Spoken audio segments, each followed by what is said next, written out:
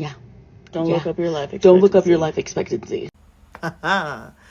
Imani, yeah, you got that right. When I was first diagnosed, that's exactly what I obsessed over. How long do I have still to live with autoimmune disorders, specifically rheumatoid arthritis? And it was grim.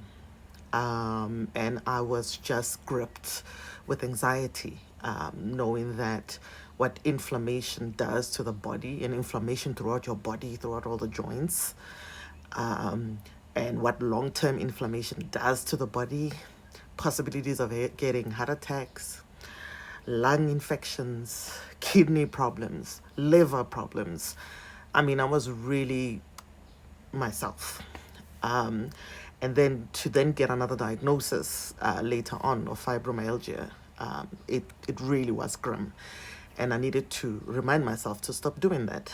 And I actually even stopped celebrating my birthday because for the past 3 years, every single time during my birthday, there would be something. I would either have hives or be severely ill or be in the middle of a flare. It was really difficult. And I was like, you know what? From now on, I'm celebrating my birthday whenever. Okay? If I decide in this family that today I want to celebrate my birthday, I'll go ahead and do it. I'm not going to wait for February the 12th. And to think that my birthday has always been so special because it's the same birthday of my grandmother, who's passed now. I had to completely let that go. Another frustrating thing was the impact of medication, side effects of medication. Did you know that some of the medication we take, the side effect is... How does that make sense? That's not a side effect. You should just say it's a consequence, a possibility. So you can imagine and that particular medication is the one that's the most expensive. The hell? I'm paying so much money for this medication. It's a possibility that I could from it. It's really not fair. So I needed to be let go of that fear. And another thing with these illnesses besides medication is that my disabilities are caused by my illnesses. And I use either, and I'm sure those who follow me, that I sometimes use a walker and then sometimes I use a wheelchair. So looking at social issues, right? In cases where I use my wheelchair and I was outside in Johannesburg, and it's a big city. It's not a big city, but overpopulated city, and I would use my wheelchair, and it's an electronic wheelchair, and purely because of the pathways, the pedestrian pathways, I would. They have dips. Some of them are not, they're falling apart and they're not being maintained properly. So I would have to use my wheelchair on the road. I mean, you can already imagine the problems that I encountered with drivers. I mean, you can see there's a person coming down with a wheelchair. And it's not because I'm there, because I'm trying to draw attention or something. It's purely because I can't use the pedestrians walkway.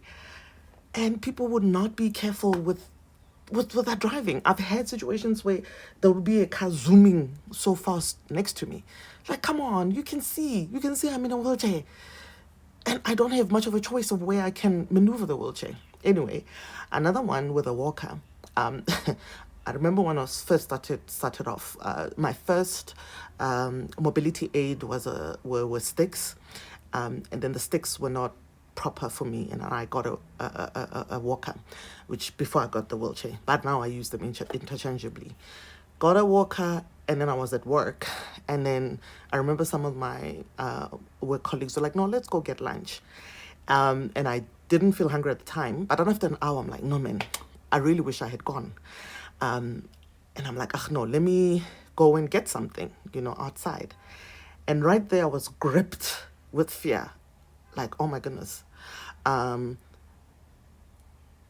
already vulnerable because I'm in a walker, and I take so long just to walk from one block to the next, from one robot to the next. I'm already vulnerable. You can see I'm really struggling to walk. And I mean, I got afraid of pickpocketing and whatever. And you look at the statistics of violence against people with disabilities, women with disabilities, and I'm like, hell no.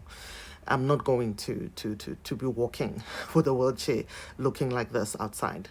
So, yeah, and just, knowing the possibilities of, uh, you know, being a person who's ill with disabilities and, yeah, visible disabilities, and the likelihood that, your lifespan is drastically decreased when you are a disabled person, including being a chronically ill, visibly ill person. Um, it's a very hard thing to deal with, but I stopped worrying about lifespan and dying. And I'm like, okay, I have to live my life the best way I can.